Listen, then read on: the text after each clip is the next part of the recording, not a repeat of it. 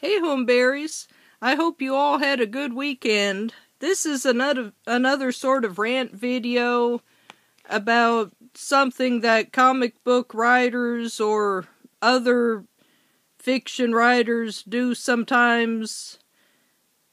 Thankfully it doesn't happen that often, but I find it irritating when it does. Now, I will not be calling any characters by name, because I don't want to seem like, oh, she's just talking about characters that are being talked about right now, or oh, she's just talking about popular characters, so I won't be saying any names. I'll just talk about plots, because that's the focus, something that's used as a plot device. So this character I like and feel is underrated recently got another mini-series. The writer is one who has a history, not a bad history, I'm just saying they didn't bring some guy in who's never written before. He's written comics before. I think well received, so not a controversial writer. He didn't seem keen on writing a series with the character, but he said, oh, it'll be a challenge and I can make it meaningful. So you think, oh, okay, cool. So first off, who sells comics anymore? I know you're going to say, oh, comic book stores. I do know that. It used to be, though, and someone was talking about this recently, you could just pop down to the corner drugstore or whatever, you go to the supermarket and they'd have comic books. Anyway, not having read the issues myself, I've looked at what people online have been saying. It's probably a good thing to do when there's a new series anyway, so you can know, oh, is this something I'm going to like? Is it something I'm not going to like? Right now, 4 of the 5 parts have been released in some way. I feel like Hoops and Hip Hop. Like, 4 of the 5 issues have been released in some way, shape, or form. So yeah, Hoops and Hip Hop is one of the great PokeTubers. Check him out and check Tyranitar out. In any case, so people have made enough comments that I've gotten a pretty good idea of what the series is like. There's some good things to say about the issues. It seems to do it seems to be doing a good job of portraying the character, so that's good. There was also a twist. Another reason I'm not going to give any names. I don't want to say, hey, this series has this twist. Like, wait, I wanted to read that. So, trying to keep it spoiler-free in that sense. There's a twist. One of his relatives turns out to be an antagonist. I thought that's shocking, but it does kind of make sense now that I think about it, because the way the character talked about this relative, it makes it seem that she's had an easy life compared to him, and some people do turn just villainous because everything seems to go their way and they feel entitled. I liked what I had heard. I liked what I'd read about this so much that I pre-ordered the trade paperback, which is due to be released in July. Sorry. But then a couple days ago, I learned something that made me cancel the pre-order. I thought, oh, I don't want this book after all. You may wonder, oh, well, okay, what went wrong? Here is what went wrong. from very early on in the character's history, not the very beginning, I don't think. I haven't read the first couple of appearances, but very early on in this character's history, it was established that he wanted to become a superhero, or any kind of hero, because of his brother. He said, oh, my brother died a hero, he died in Vietnam, so he wanted to live up to his brother's legacy of being a hero. However, I learned that this issue retcons that. Some of you ask, well, what's a retcon? A retcon is retroactive continuity. See, there are two things that change continuity. One is a continuity implant, which reveals something, but in a way that doesn't change history. Like, let's say you have an issue, this character talks with somebody, and then he goes to fight a battle. Let's say a later issue says, oh, between him meeting with this one character and him going to battle, he also had an encounter with another character. So see, that's not changing history, because they never said he didn't meet with anybody else between those events. They're just saying, oh, we hadn't talked about it before, so here's the thing, it did happen. And you think, okay, fair enough. A retcon is when you say, hey, remember that thing that happened in this specific way? Well, now it didn't. They either say it didn't happen at all, or the way they said it happened was not the way it actually happened. That's what they did. They said, oh, you know this character who died as a war hero in Vietnam? The one we have constantly told you died a hero in Vietnam and made, just talked about him being a hero in Vietnam? Well, it turns out he wasn't. They're now saying that he was in Vietnam, but that he didn't die there. They're saying, oh, he came back damaged from the war and became a drunk and did one or two bad things, accidentally, not that he became a villain, just he wasn't in control of himself. And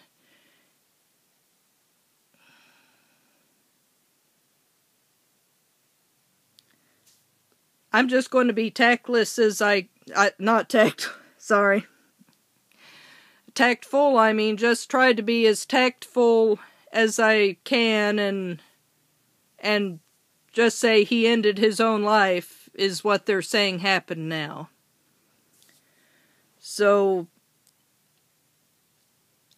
obviously, as you can tell, I'm not a fan of that. Now, this could have been a well-done story. I'm iffy about the portrayal. Well, not iffy, I'm sometimes suspicious about the portrayal of post-traumatic stress disorder in fiction, because sometimes they do it with warmth and compassion and understanding, not just showing the naked truth of what it's like to have this condition. And other times they just exploit it. They just use it as a cheap motivation in a way that is not fair to people who actually suffer from this issue. I do not accuse the writer of exploiting this condition. Some people do. I don't think he did. Not having read it, I can't say for sure how he portrayed it, but he's a veteran writer at this point. I think he can write it in a way that says, oh, some people come back damaged and they lose control. They're not trying to do bad things, but sometimes they do. So, it's not the very idea of saying, oh, he was damaged from the war and did something he shouldn't have, and sadly he didn't get the help he needed. I'm not opposed to that idea. That could make for a great story. It bothers me that they're saying, hey, you know this guy we repeatedly told you died in a certain way? No, it turns out he didn't. So you have changed not only that character, but the character that was inspired by him. I do give the writer credit for one thing.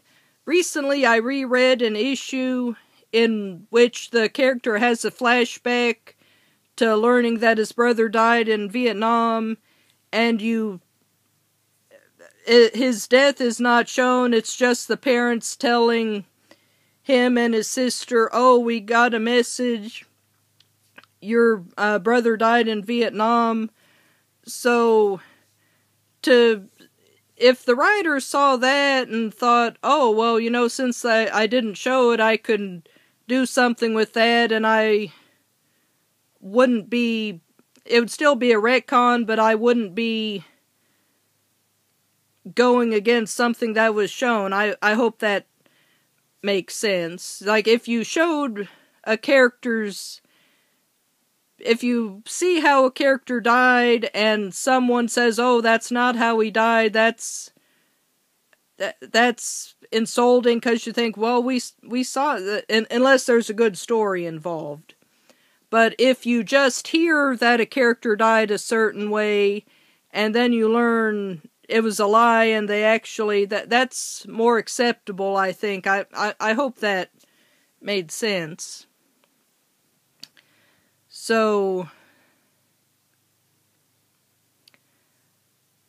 like I've said, this could have been a well-done story. That you're going and saying, oh, this character's journey is based on a lie because he was told something that was untrue about how his brother died. Something like that needs to be handled well. It has potential, but it doesn't necessarily make for a good story. You can leave the readers feeling the same way the character does, like, oh, I've been lied to.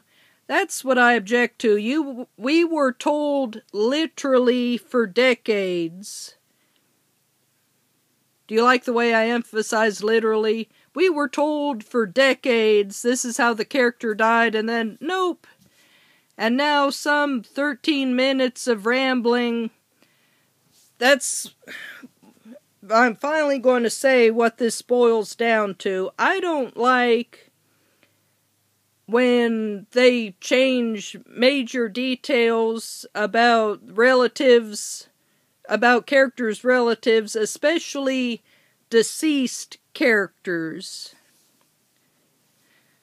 This one, even though it set me off, it's not as bad as some others, because this one you think, oh, well, it makes them look bad, but you could also argue it's trying to send a message. It's treating the character with understanding, like, oh, he wasn't a bad character, he just got in a bad way and did some things he shouldn't have.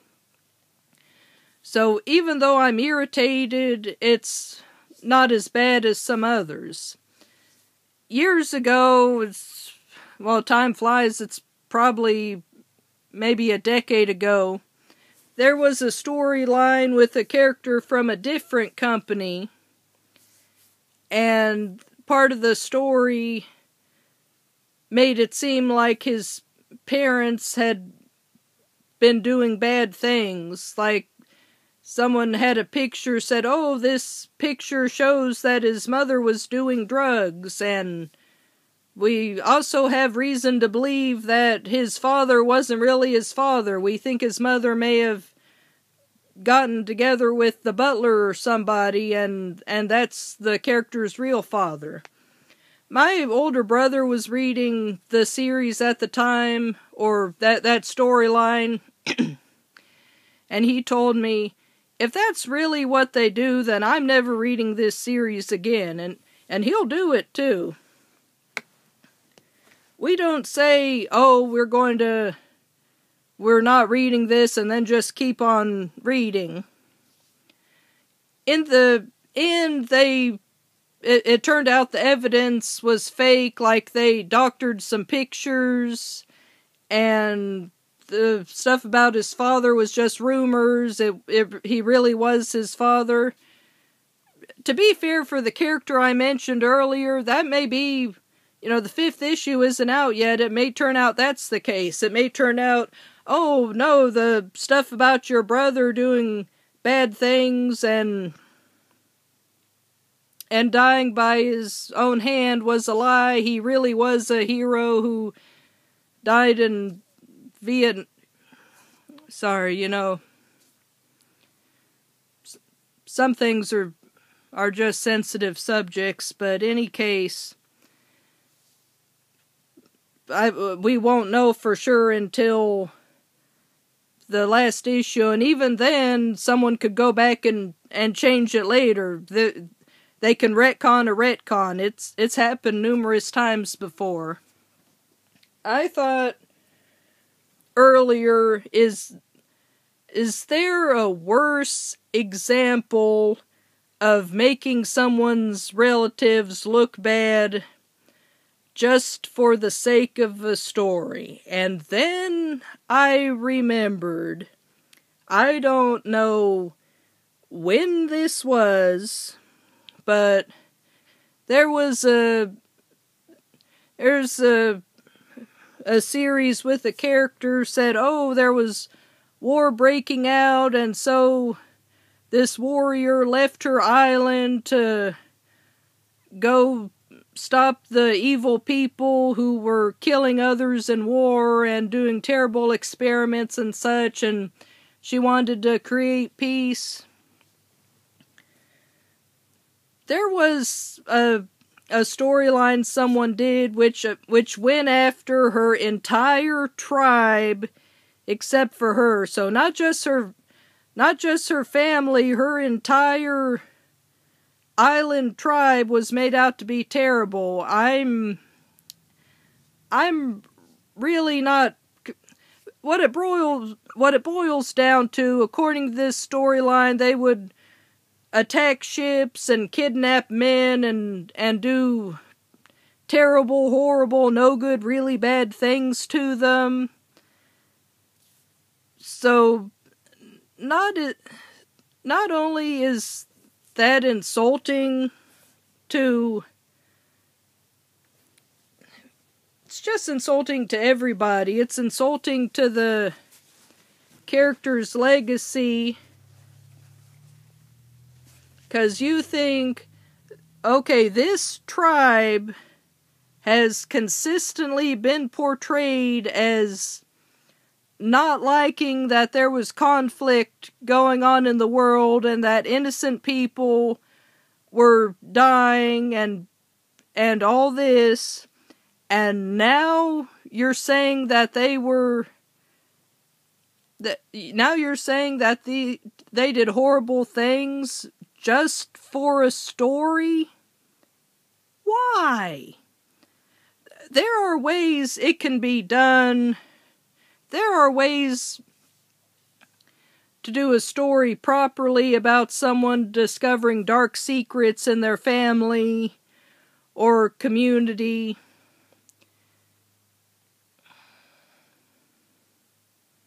There are examples I could give. There's a certain series I can't... Well, then again, I haven't told names of series so far, so why start now? There's a series about this young man who studied martial arts and other forms of knowledge. Well, he discovered that his father was a legendary supervillain. So he was horrified and said, "Oh, I'm going to dedicate my life and use my knowledge and training and skills, all that, to fighting against his influence." So, see, that led to, that's a good premise for a story. It helps that, hang on. Sorry. It helps that they had the reveal right away. They didn't spend decades painting his father as this good guy, and then they said, "Oh no, he's actually a villain." They're just ideas that could work, but they needed to be executed well, and furthermore, they need to be done in a way that isn't insulting. I keep saying that, but sometimes as a reader you just feel lied to.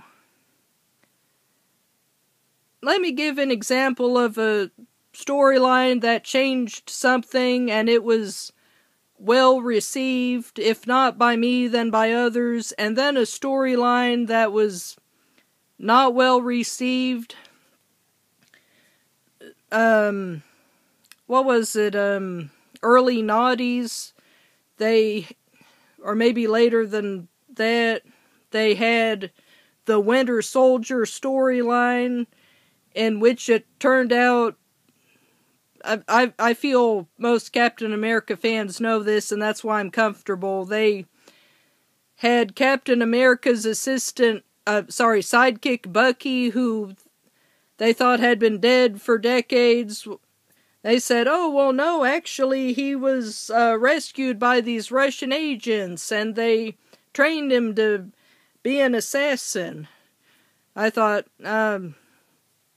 okay, but a lot of people like it, so no insult to anybody who likes it. If you like it, you like it. So they were able to they made a major change, but they did something interesting with it. However, there was a story. I'm now wanting to say the Winter Soldier was 2010s, but I could be wrong. In any case, the storyline I'm talking about was before the Winter Soldier stuff.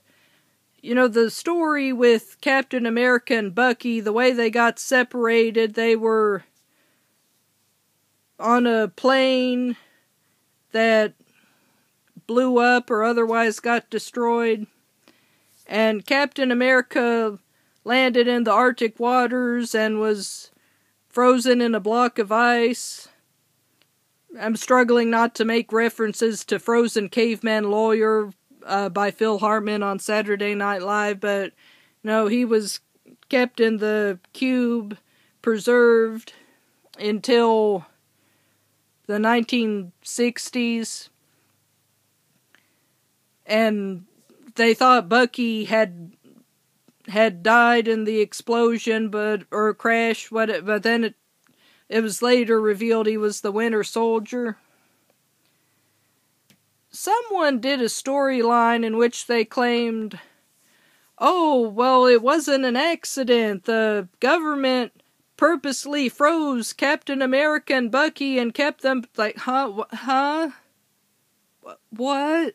So that was not well received because it strayed too far from what fans had been told, probably other reasons. Like, I'm guessing it was ridiculous or perceived as, no, not even perceived, this was ridiculous. I'm sorry I'm not being objective here. But you read about this storyline and you just think, oh, this is one of those kinds of stories. By the way, there was a storyline proposed for Bucky in, I think, 1970s or 80s, in which Captain America was visiting a veterans hospital, and there was a soldier, a quadriplegic. He had lost all four of his limbs, So there this soldier was injured in the bed, trying to recover, and it turned out to be Bucky. He had survived. So I think that would have made for a very interesting storyline, but think the writer who thought it up went on to reject it because he said, "Oh no, I'm worried that they'd undo it somehow, like they'd make Bucky a clone body or whatever." I thought, he's right, they would do that. Now, there's really not much to say other than if you do things like that, you have to do a good job, you have to be respectful to the audience. I can't really...